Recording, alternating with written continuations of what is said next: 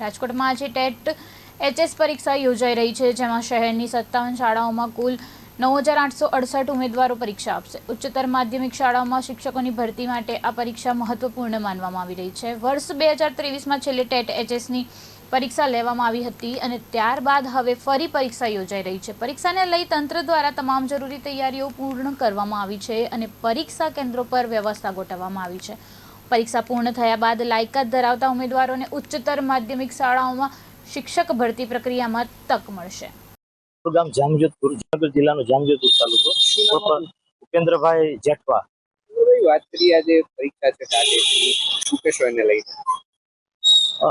મેં 2023ની એક્ઝામ આપેલી ત્યારે હું પાસ થઈ ગયેલો છું, પણ મારા વધારે સ્કોર માટે મેં આ વખતે પણ 2026ની અંદર પરીક્ષા પાસ કરવાનો ગોલ મેં રાખ્યો છે।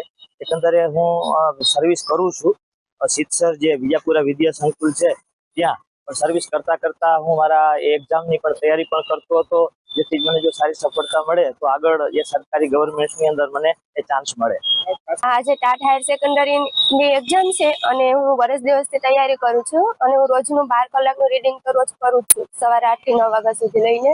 પણ જે આ લોકોએ જે આ પરીક્ષામાં ફેરફાર કર્યો છે કે જે 2 નિબંધ છે, 2 સંક્ષેપીકરણ, પત્ર લેખન કે એના માટે વધારે ટાઈમ નથી મળ્યો, તો એ પ્રમાણે અમે લખીએ તો માર્કિંગ આપીએ લોકો, પણ એ જો પ્રક્રિયા કરવાની હોય તે લોકોને થોડોક વહેલો ટાઈમ આપવો જોઈએ।